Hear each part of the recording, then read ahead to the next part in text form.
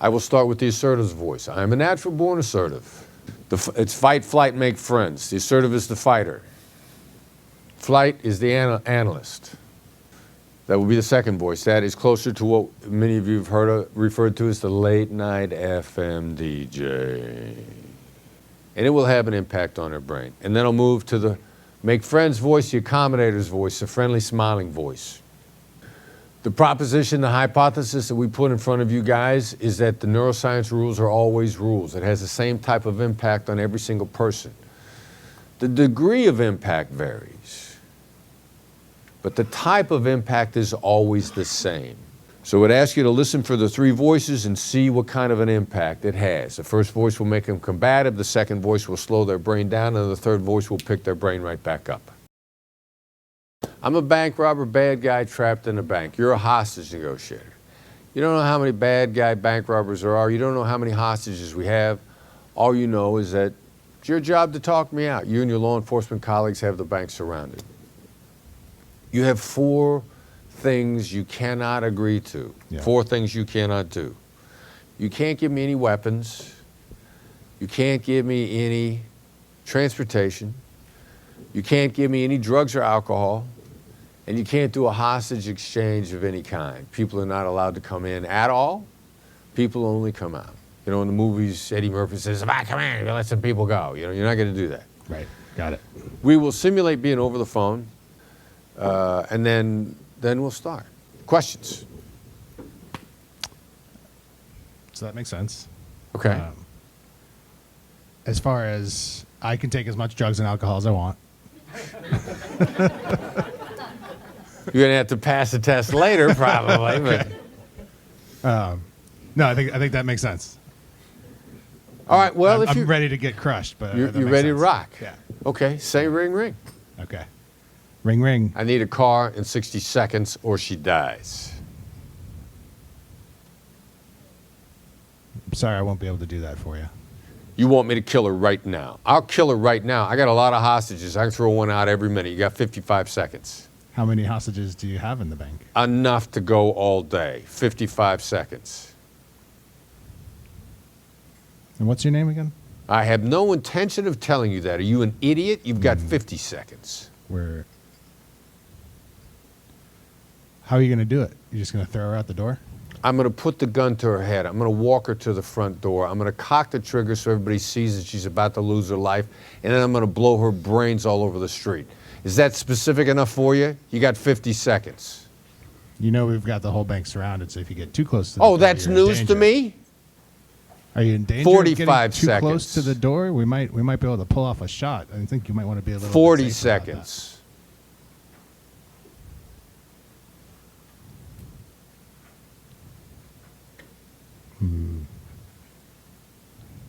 What'd you do this morning? You have 40 seconds left in this hostage's life. Yeah.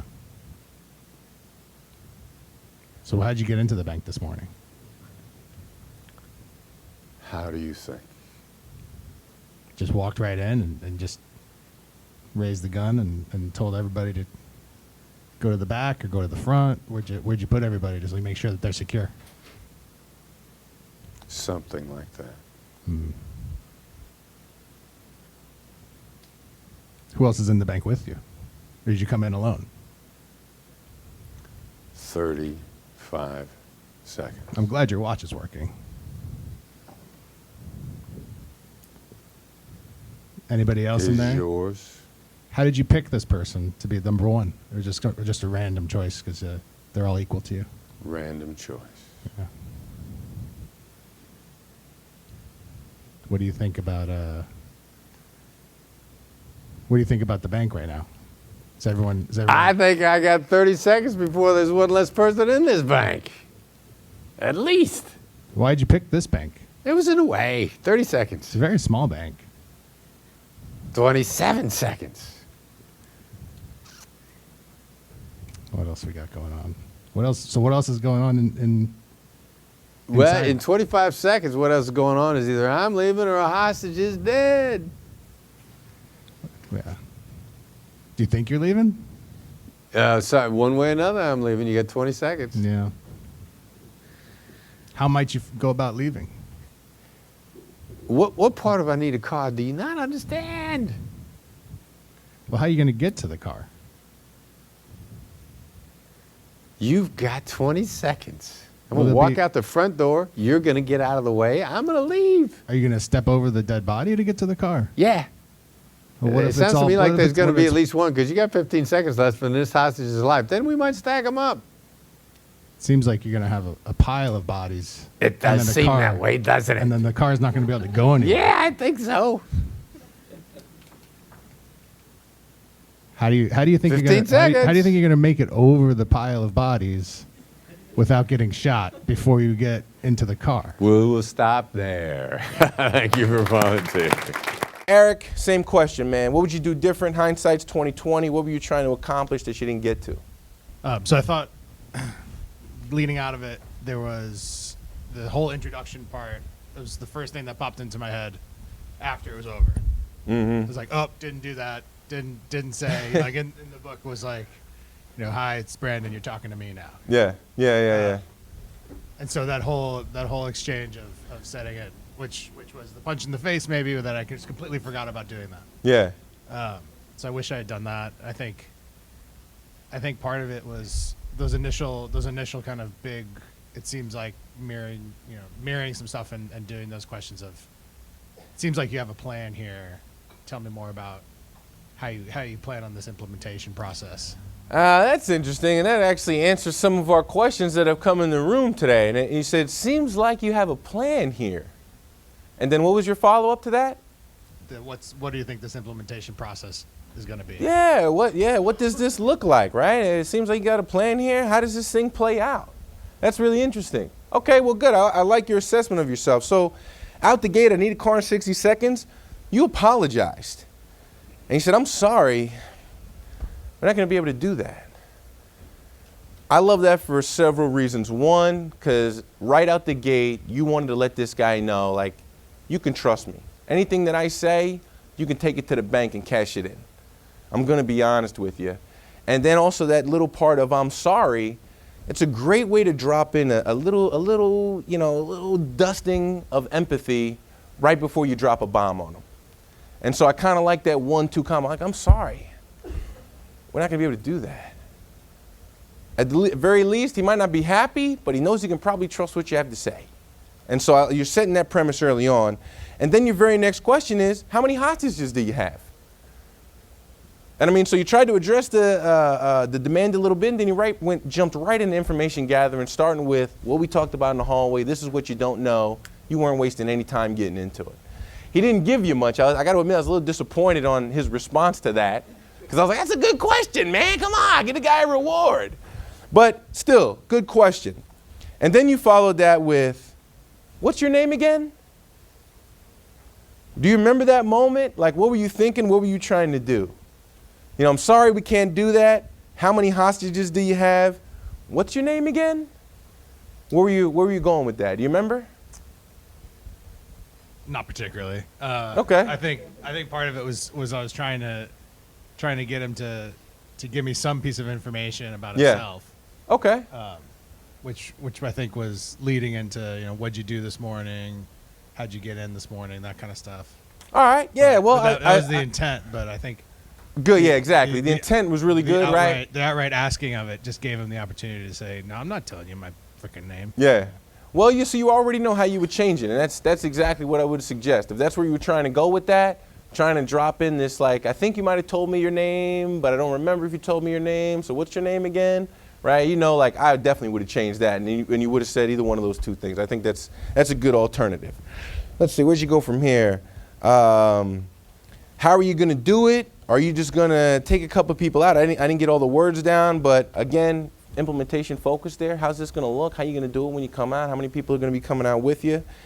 And then you dropped in, I really like this question, except for the fact that it's probably a yes question, but you asked them, are you in danger? I thought that was really good.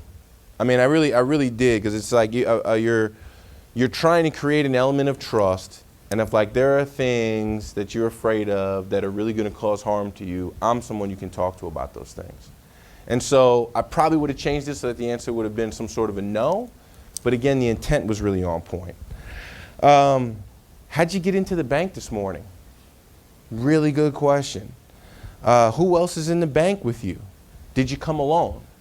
Right? So there's personalization, there's information gathering, right? A little wordsmith in there, but I like, again, the intent, and also this whole, like, who are the people, who's inside, something these guys found out in crisis negotiation. If they could get the hostage taker to use the name of the hostage or hostages, the chances of them hurting that person drop by like 800%. And that was kind of where you were going. Like, all right, well, I can't be personalized here. He thinks I'm an asshole. Maybe I can personalize the hostages. And so I like that kind of last-ditch effort. Got to the end, why'd you pick this bank? What else is going on? How are you going to get to the car? I mean, you really you tried to pepper them with as many calibrated questions as you could think of. And I think there's probably a little wordsmithing you do here and there. But again, intention was good, and you're almost never going to go wrong using a skill. And so your total time, you went for 2 minutes and 52 seconds. So nice job there.